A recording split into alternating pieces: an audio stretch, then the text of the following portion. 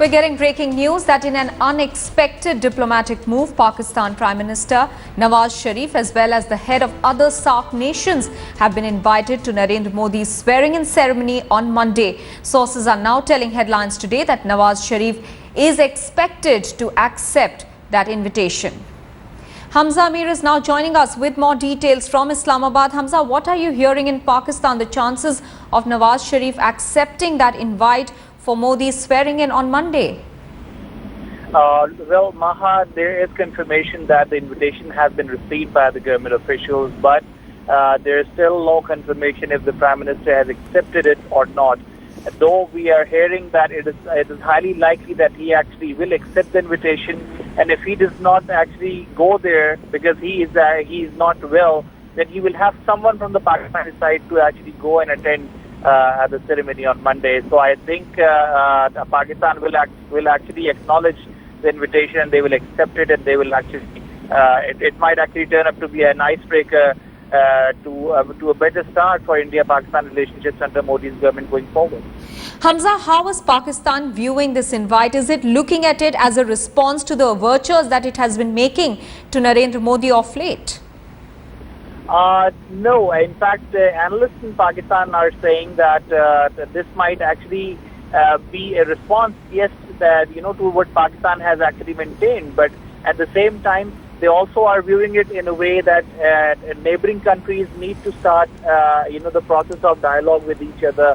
And Pakistan and India are very important allies. So they believe that in order for Pakistan and India relationship to move forward, especially at a time when a lot of criticism is being talked about on Modi and also on Nawaz Sharif of having a stronger stance on both the states, it will be a better icebreaker to start off with at least a handshake on the ceremonial on Monday and take things forward from there, keeping in view that relationships of Pakistan and India are now dependent on both Modi and Nawaz Sharif's relationship. Hamza, I'd request you to stay on with us. National Affairs Editor Javed Ansari is also joining us with a perspective on this bit of breaking news that's coming in. Javed, is this invite to the Pakistan Prime Minister indicative of the fact that the new government wants to start things afresh with neighbours? Well, indeed it is, and this is an invite that's being extended to all heads of governments in the SAARC countries. Today at 5 p.m. in the Ministry of External Affairs, heads of mission are being called where the formal invite will be handed over. I am given to understand that the Pakistani Prime Minister, Mr. Nawaz Sharif, is very favorably inclined.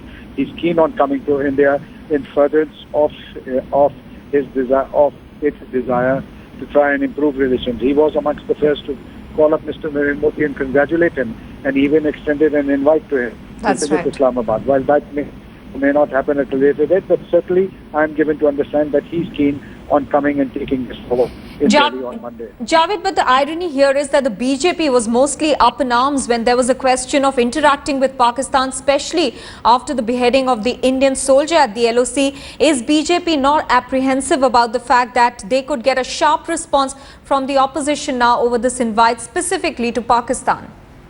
Look, as far as the opposition is concerned, if the opposition decides to oppose this, it would be in contravention of a fly in the face of everything that the Congress previous UPA governments have stood for.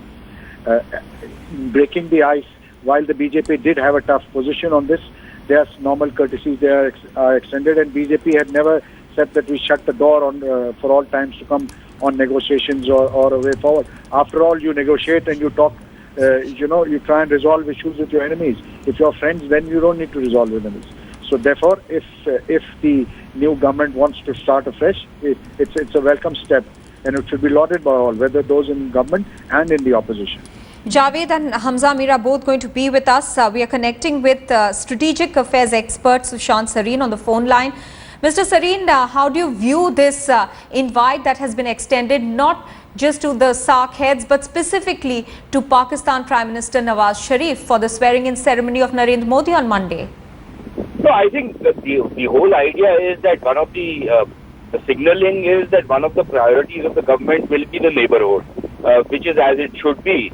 But the thing is that it's not just to Nawaz Sharif, it's to all the neighboring countries, heads of state, that this invitation has been extended. And to just either invite only Mr. Nawaz Sharif or not invite him would have sent very negative signals all around. So I think this is in the fitness of things. This does not mean that all the other issues which were raised either during the campaign or which the new government feels very strongly about, they are likely to be brushed under the carpet. But if there is an opportunity which presents itself for all the countries in the region to engage with each other in a more productive and cooperative manner, then this is a very strong signal that this government will not back off from that kind of a position for some strange reason or the other. Okay. The other important thing is that it sends a very important signal in the international community that all this, this fictitious kind of demonization which has been done about this party and about this new prime minister, was what it is, which was utter fiction. And if he was raising certain issues which were hard issues, which were important for the country, then that was for the betterment of the country. Those issues pretty much remain on the table. Okay. But extending diplomatic courtesies to members of the neighboring states, I think I don't see why anybody should take that miss.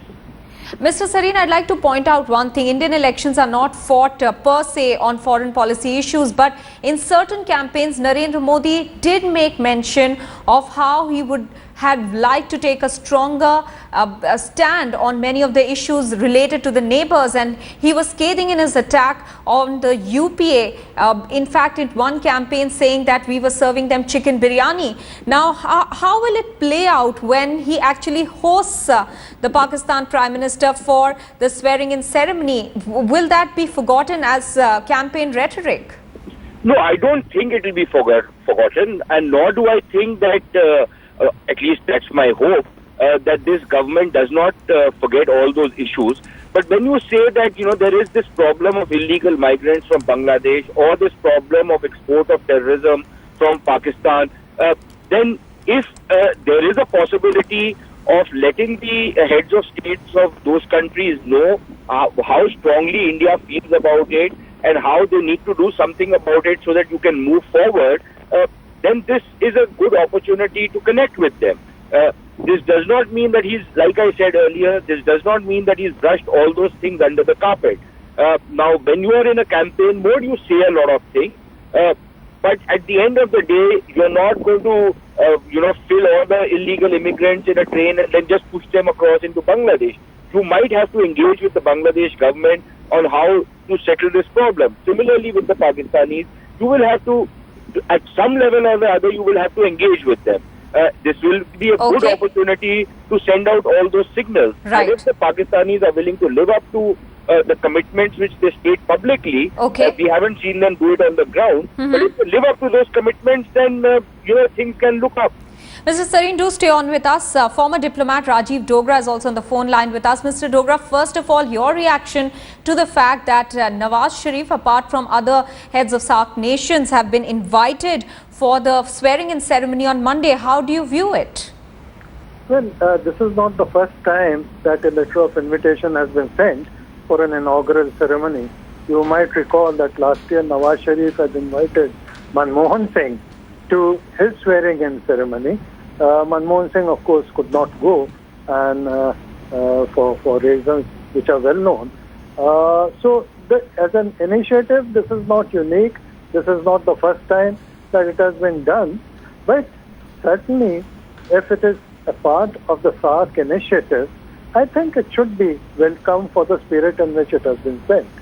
What happens in concrete terms is a different issue, and I think expectations should not be raised to such a level that disappointment sets in quickly. All right. Rajiv Dogra, Sushant Sareen, Hamza Amir and Javed Ansari, many thanks for joining us with your perspective and details on that bit of breaking news coming in, that an invite has been sent for the swearing-in ceremony to the heads of SAARC nations, specifically to Prime Minister of Pakistan Nawaz Sharif, who's likely to accept that invitation.